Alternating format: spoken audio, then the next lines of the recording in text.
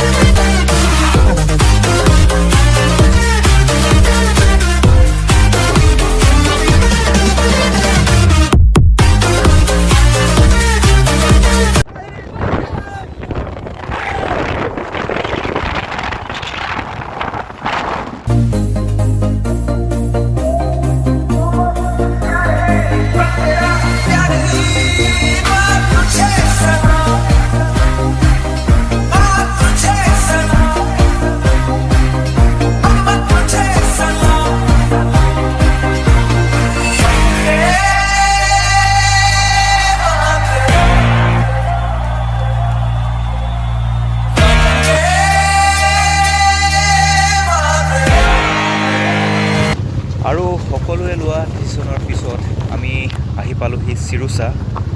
আৰু চাওক না, চকুৰে ঢুকি নোপোৱালৈকে সকলোফালে greenery, natural scenery. What a view! মোৰ দেশ মোৰ প্ৰাণ ভাৰত মহান, তেজে তেজে বিয়পিছে তোৰে জয় গান।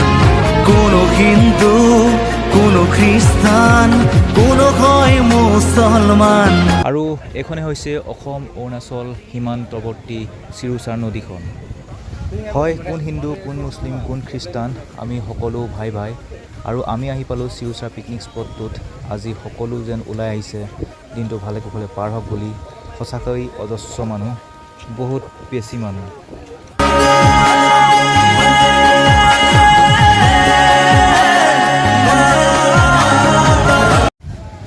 নৱেম্বৰ মাহৰ পৰা এই ঠাইডোখৰলৈ পৰ্যটকবোৰ আহিবলৈ আৰম্ভ কৰে। আচলতে সেই দিনকেইটাত ইয়াত ভিৰ ভাৰটো অলপ বেছি হয় আৰু এই ঠাইডোখৰত গোটেই বালিচৰ হৈ পৰে আৰু ইয়াতেই নিজে বনাই মেলি পিকনিক খোৱা হয়।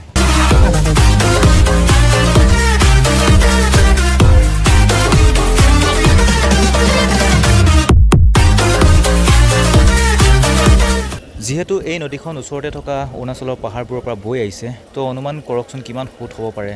গতিকে ভৰ বাৰিষাত যাতে পানীৰে ওচৰৰ ঠাইসমূহ অনিষ্ট কৰিব নোৱাৰে, তাৰ কাৰণে এনে প্ৰকাণ্ড লোহাৰ গেটেৰে পানীসমূহৰ লেভেলটো মিলাই ৰাখে।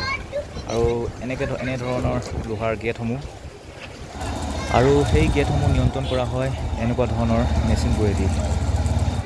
মুঠৰ ওপৰত এখন ডাঙৰ নদী, প্ৰকাণ্ড এখন চুইচ গেট আৰু নদীৰ ইপাৰ সিপাৰ হ'বলৈ এখন পকাৰ দলং আৰু লগতে সৌন্দৰ্য। চাওক, প্ৰাকৃতিক সৌন্দৰ্যৰে মুঠতে ভৰপূৰ।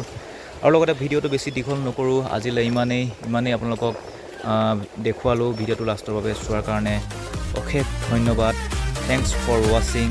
জয় হিন্দ, জয় ভাৰত।